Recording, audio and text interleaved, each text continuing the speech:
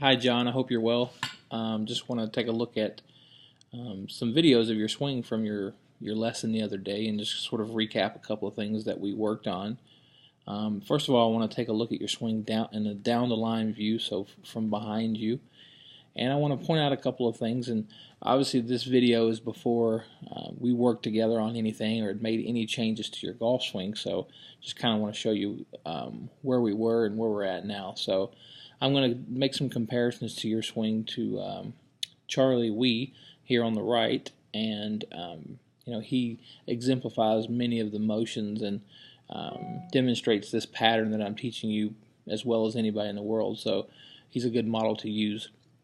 The first thing I want you to notice is your posture here, and we didn't talk a whole lot about your posture the very first time that we worked together, but it's something that I definitely want to address because it's causing issues in your swing that we had to address on your last lesson. So I've drawn a couple of lines here.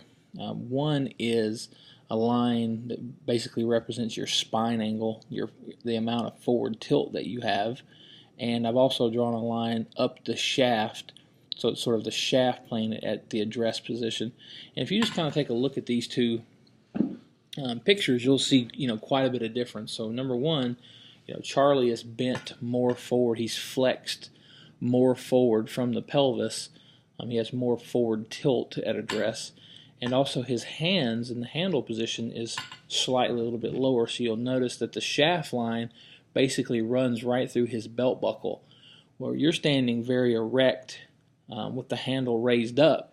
And your handle position is basically running through, I would say, sort of your abdomen there, or even maybe through your rib cage there a little bit. But as we, first of all, I want you to take a look at the motion on the right here. And as Charlie starts to make his backswing, I want you to notice how the club head starts to work upwards, and the club head actually moves right through his hands and right through his belt buckle line. And then the shaft appears right on the right forearm here. You can see that the shaft is sort of superimposed on his right forearm when his left arm reaches about parallel to the ground.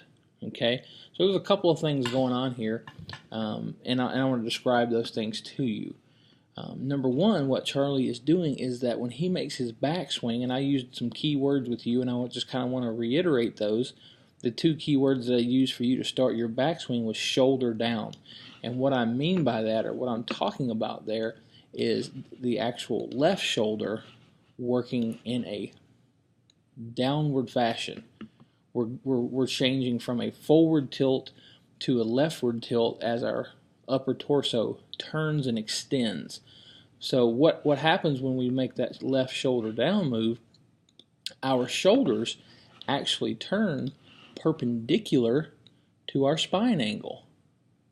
So if I get here at the top of Charlie's backswing, which is pretty close right there, you'll notice that his shoulders have turned absolutely perpendicular to his spine angle. Okay? And again, there we go. So if we take a look at you here on the left, you're going to notice that your left shoulder doesn't work downward. It works around. Your hands swing to the inside, which is correct, but you are not loading the number 2 power accumulator or the cocking of your left wrist. The left wrist should be hinging vertically, and if I just take it back to address, the golf club should be cocking upward as you start to move away from the golf ball. And your left wrist is not hinging at all. The left forearm is just rolling the club to the inside. Okay, so you'll notice that the club head never passes through your hands, and then the shaft doesn't get on the forearm plane when your left arm reaches parallel to the ground. Let me back Charlie up here. Look at the differences in the handle position here and where your club is and where here's his shaft. Here's your shaft.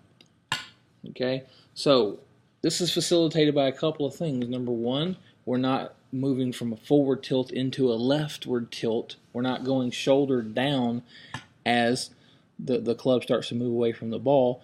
The left wrist is not cocking, hinging the club vertically. The left forearm is just rolling, and we're getting into this really nasty sort of laid off position here. And you can see the club is kind of laid off, and the right elbow moves away from the body. Again, if I put Charlie at the top of his backswing,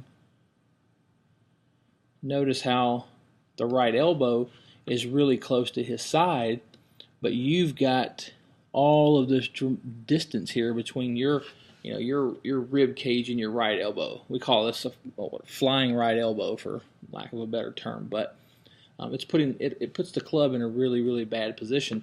And we also have this very flat shoulder turn by you, flat to the ground. Okay, well, we talked about the ramifications of that. When the shoulder turn is flat, the upper axis, the center of your shoulders, moves back away from the target, in this direction, and the low point of the golf swing moves back with it incrementally, which makes striking the ground in the same spot every time very difficult. So we worked on this a little bit, but just to kind of recap, clear all these lines off, what I want to see from you is on the takeaway, I want the left shoulder to work straight down as the club starts to hinge vertically by cocking this left wrist as the club is moving away. Okay? And again, here's Charlie demonstrating that on the right. I'll just play it through for you from start to finish. Cocking.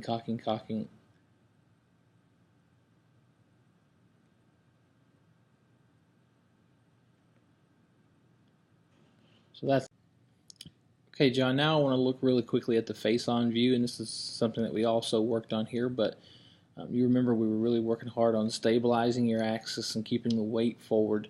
I've drawn a couple lines there. Obviously, the video on the left is before we worked on anything, and then the video on the right shows the improvements of what we worked on. So I've drawn a line right there on the side of your head and also off of your left hip, just to kind of reference so you can see how the body's moving in the swing.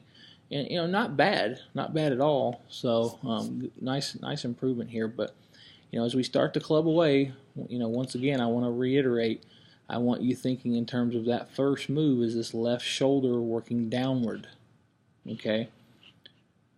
But you can see here on the left, it kind of works around your body, not downward, and therefore your head and your hips sort of pull away from the lines where they were at address.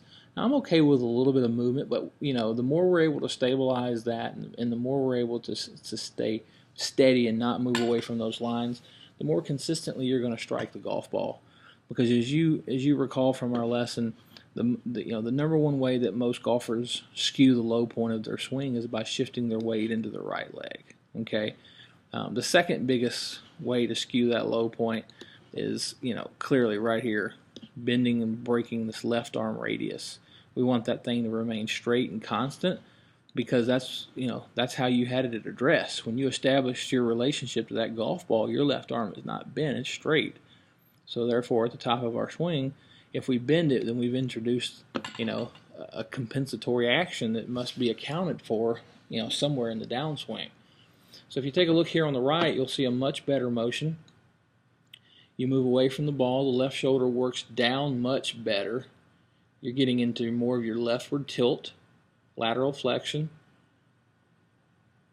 And you get to the top, you got a much straighter left arm, and you also have your head in a much more steady or stable position. The hip hasn't moved as far away from the line. Much better backswing on the right. So really like what you did with the straight arms as well. So back to the picture on the left, as we start down, the left knee and left hip have to push forward. We want straight arms. You can see that the arms are not remaining straight. They're actually bent. The elbows are bending, breaking, and separating, and we're getting this tremendous distance now between the elbows at impact. But if we take a look here on the right, because the weight stayed forward, because the low point remained constant, the arms can now remain straighter because the axis is more stable. So as you come into the golf ball, still a little bit of elbow separation, but not near as bad. We do have the handle of the golf club leaning slightly forward, so that's why we hit much more solid golf shots there. On through impact here on the left, you can see the elbows are just wide apart. We're losing a lot of power, a lot of speed with that motion. Whereas on the right, the arms are much straighter and the wrist angles are much more controlled.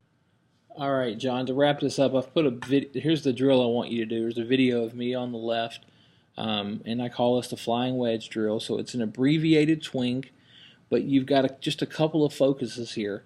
Number one, you've got the weight forward. Number two, you're going to have the shoulder down with straight arms, and we're going to keep these arms and these arms straight and these elbows pinching together tight, not separating, bending, or breaking. And what the swing is going to look like is this. You can see my weight stays forward. It's an abbreviated backswing. I basically go to about left arm parallel to the ground, allow my wrist to fully hinge, let my lower body push forward, wrist angle stay intact through impact, handle stays leaning forward, elbows stay pinching together, straight arms, and it's again abbreviated finish or follow through. My weight's clearly on my left side, but that's as far as I go with my follow through. So I want you to hold that finish, and I want you to make sure that this right arm flying wedge is still intact. And what I'm talking about is the angle that's formed between your right arm and the shaft. That angle should be there before impact, during impact, and after impact.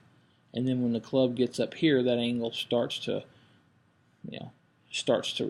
release or starts to go away. But at 3 o'clock or 4 o'clock, 5 o'clock here on the clock, I still want to see that angle intact. And I still, more importantly, want to see these elbows pinching together tight. Okay, the shoulders can never stop turning. The pivot must continue all the way through the shot, and the shoulders can never stop turning, because the second that they do, centrifugal force is going to cause those wrist angles to flip, and we're going to lose it from there. Okay, so feel the elbows pinching together, weight forward, handle forward, hitting sort of low abbreviated punch shots. I want you to get to the range and literally hit probably 500 of these balls, these shots, before we work together again. Anyways, John, I hope this video helped you, and give me a call if you have